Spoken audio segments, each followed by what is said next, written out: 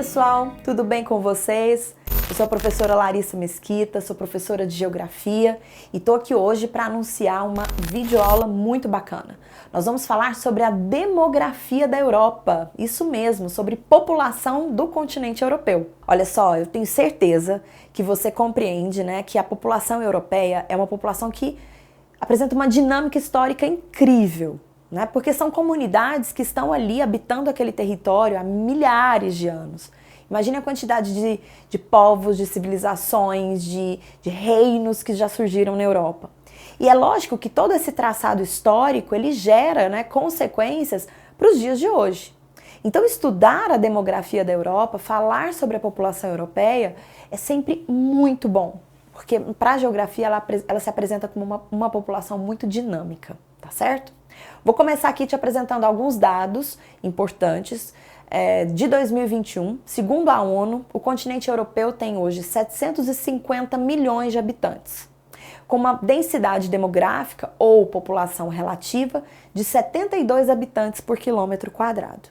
Então é um continente, uma população absoluta grande, 750 milhões de indivíduos, né? E também uma densidade demográfica considerável, 72 habitantes por quilômetro quadrado. Bom, pessoal, você deve estar curioso, né? E quais são os países mais populosos, aqueles que têm mais população no continente europeu? Em primeiríssimo lugar, a Rússia, tá?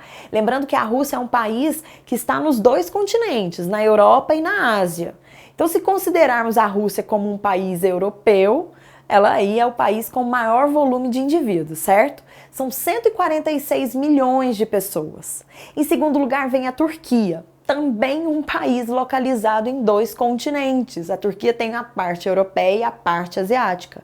82 milhões de indivíduos. Em terceiro lugar, nós vamos ter a Alemanha. Esse sim é um país só europeu, né, com 80 milhões de pessoas. Em quarto lugar, a França, com 67 milhões de habitantes. E o Reino Unido vem em quinto, com 65 milhões de pessoas. Pessoal, e uma outra característica muito marcante, embora muita gente não saiba disso, mas a população europeia é uma população muito diversificada do ponto de vista étnico, viu?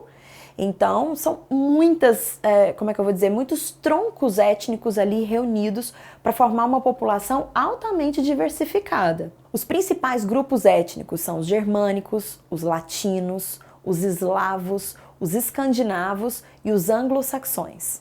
E uma coisa muito importante, a questão da concentração populacional.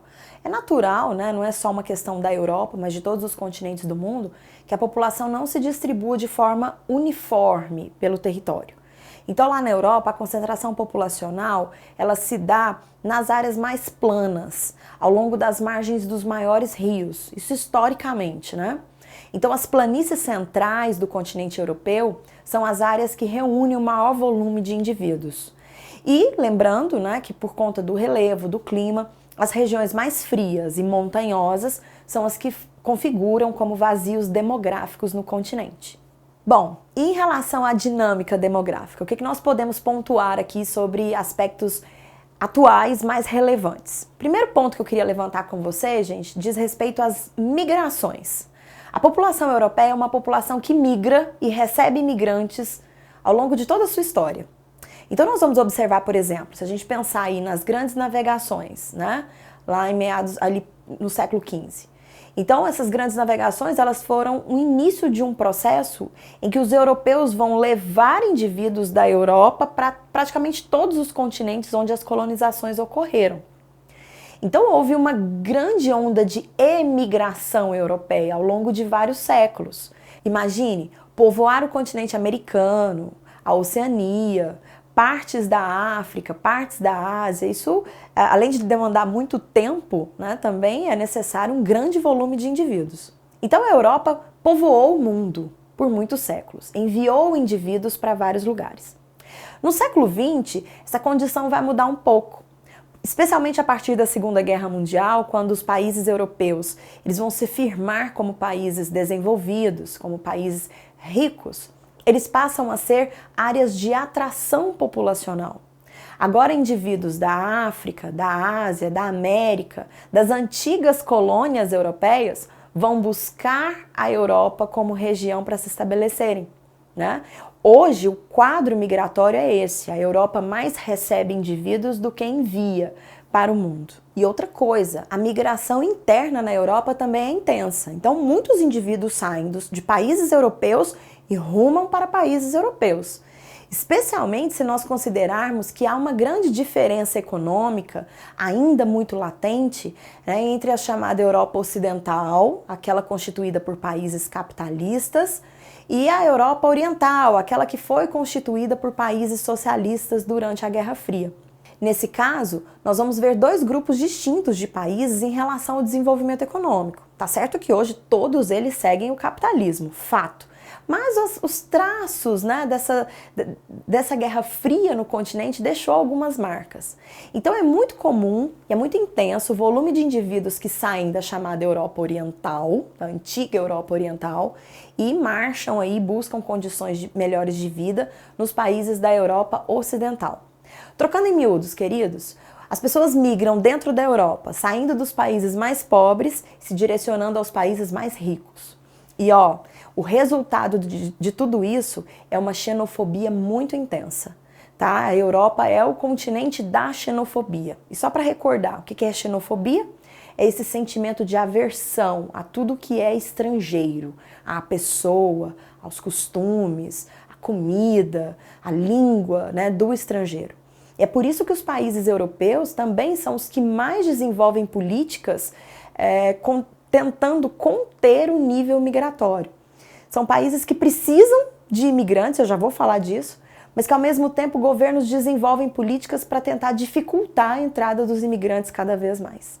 E olha só, se você quiser ficar mais por dentro sobre xenofobia, eu sei que você quer, tô deixando aqui, o card da aula de xenofobia para você assistir depois da nossa videoaula. Bom, outro aspecto marcante, né, dessa dinâmica atual da população europeia diz respeito ao crescimento dessa população. Pessoal, é um continente que, em geral, as pessoas apresentam ali alta expectativa de vida e baixa natalidade. Aí essa combinação você já sabe, né? As pessoas vivem muito tempo e têm poucos filhos, então a população não cresce. Essa é a realidade. Muitos países europeus, inclusive, já apresentam crescimento populacional negativo, ou seja, as taxas de mortalidade são mais altas que as taxas de natalidade. E isso, embora seja um símbolo do desenvolvimento econômico, né, de melhorias na qualidade de vida, isso também é muito preocupante. Porque uma população envelhecida é uma população que gera mais gastos públicos. Gastos especialmente no setor de saúde e também no setor de previdência, né? Aquele setor que cuida das aposentadorias, das pensões, enfim. E como é que se resolve um problema desse, né? Muitos países europeus já precisam recorrer à imigração. Lembra que eu falei agora há pouco, que os europeus precisam dos imigrantes? É nesse sentido. Não dá para pensar que a população europeia vai, pelo menos nessas próximas décadas, retomar o hábito de ter muitos filhos para gerar uma população jovem no futuro próximo. Isso não vai acontecer. Então, a busca por mão de obra mais jovem, a busca por essa força de trabalho tão necessária nos países, muitas vezes ela vem de encontro à imigração.